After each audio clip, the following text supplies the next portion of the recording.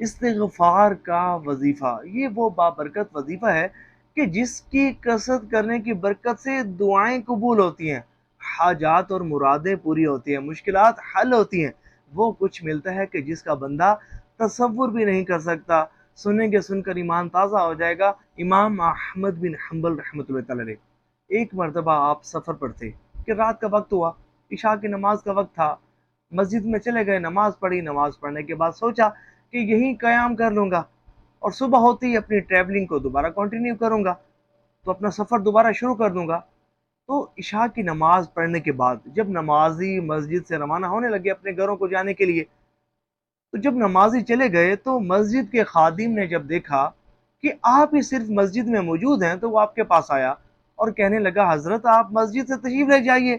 کہ میں نے مسجد کو بند کرنا ہے، مسجد کو لاک کرنا ہے۔ تو آپ نے کہا کہ بھائی میں مسافر ہوں اور میرا ارادہ یہ ہے کہ میں رات کو اسی مسجد میں قیام کروں گا۔ تو اس نے کہا، نہیں جی نہیں، ہمارے ہاں رول ہی نہیں ہے، ہم کسی مسافر کو مسجد میں نہیں ٹھہراتے، جناب آپ کو باہر جانا ہوگا، میں نے مسجد کو لاک کرنا ہے، آپ جلدی سے باہر تشریف لے جائیے۔ اب تصور کریں کہ امام احمد بن حنبل رحمۃ اللہ تعالی علیہ جیسی بابرکت شخصیت، مشہور زمانہ شخصیت، وہ شخصیت کے لوگ ان کا نام بھی بڑے ادب سے لیتے تھے، جن کو دیکھنے کے لیے مخلوق خدا ترستی تھی، جن کی قدم بوسی کے لیے، دست بوسی کے لیے دنیا ترستی تھی، جو بہت ساری کتب کے مصنف تھے۔ اگر آپ اپنا تعارف کروا دیتے نا تو وہ شخص آپ کے قدموں میں گر جاتا۔ لیکن یہ جو اللہ والے ہوتے ہیں نا، یہ کبھی بھی اپنی شہرت کے چرچے نہیں کرتے اور لوگوں سے اپنی او بھگت نہیں کراتے۔ آپ چپ کر کے نا مسجد سے باہر چلے گئے، ایک نان بھائی، نان لگانے والا، نان کا کاروبار کرنے والا، بریڈ میکر،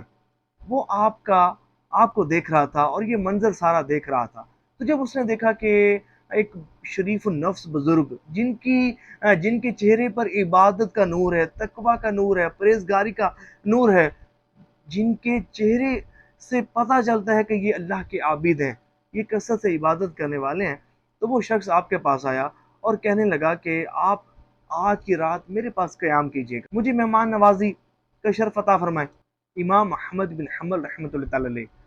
اس کے گھر تشریف لے گئے، اور ایک بات جو خاص طور پر آپ نے نوٹ کی وہ یہ کہ وہ جو نان بھائی تھا نا، جو نان لگانے والا تھا، نان کا کام کرنے والا تھا، وہ جب نان بنانے کے لیے جو آٹا گوندا جاتا ہے، رات میں ہی گوندا جاتا ہے، تو وہ گوندتے ہوئے نا استغفار کثرت سے پڑھ رہا تھا، استغفر اللہ استغفر اللہ، کثرت کے ساتھ پڑھ رہا تھا۔ تو آپ اس سے مخاطب ہوئے اور اس سے کہا کہ کیا یہ صرف آپ آج ہی پڑھ رہے ہیں یا آپ کا ہمیشہ سے یہ وظیفہ ہے؟ تو اس نے کہا، جناب میں تو کثرت سے ہی استغفار کرتا ہوں اور ہمیشہ سے ہی میرا وظیفہ ہے کہ کام کاج کرتے ہوئے بھی استغفر اللہ پڑھتا رہتا ہوں۔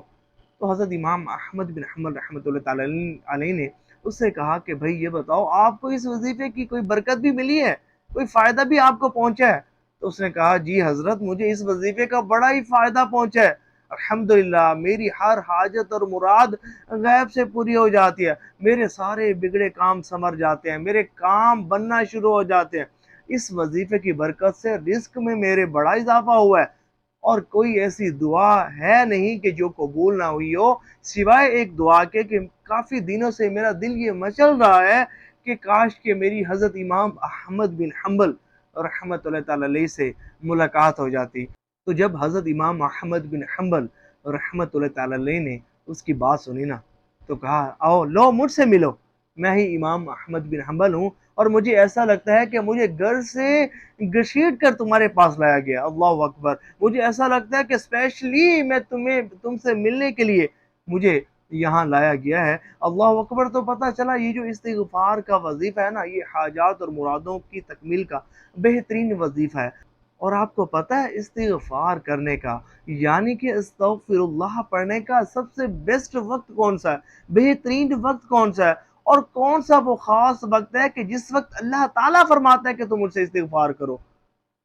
تو تمہیں میں بخش دوں گا؟ پتہ ہے کون سا وقت ہے؟ وہ ہے تہجد کا وقت، کہ جس وقت اللہ تعالیٰ اپنی شان کے مطابق آسمان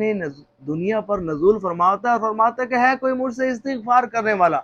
کہ اس کے گناہوں کو بخش دوں۔ تو آپ بھی اگر آپ چاہتے ہیں نا کہ آپ کے حاجات پوری ہوں، مرادیں پوری ہوں، مشکلات حل ہوں، آپ کی دعائیں قبول ہوں، آپ نوازے جائیں، مقبول بارگاہ بندے بن جائیں، اللہ کریم آپ سے راضی ہو جائے، آپ پر اپنی خاص رحمتوں کا نزول فرمائے اور آپ بہت زیادہ نوازے جائیں، تو تہجد کے وقت استغفار کرنے کو، استغفر اللہ پڑھنے کو اپنا معمول بنا لیں، بہت زیادہ نوازے جائیں گے۔ ویسے تو دن بھر میں کسی وقت بھی استغفار کیا جا سکتا ہے، استغفر اللہ پڑھا جا سکتا ہے، لیکن تہجد کا وقت وہ خاص وقت ہوتا ہے کہ مٹھی بھر لوگ ہوتے ہیں، لیکن اللہ کے خاص برگزیدہ، پسندیدہ اور ہدایت یافتہ بندے اللہ کی اجازت سے موجود ہوتے ہیں۔ تو اللہ تعالی ہمیں بھی تہجد پڑھنے کی توفیق عطا فرمائے، تہجد کے وقت اٹھ کر استغفار کرنے یعنی کہ استغفر اللہ پڑھنے کی توفیق عطا فرمائے۔ ثواب کی نیت سے شیئر بھی کیجیے گا۔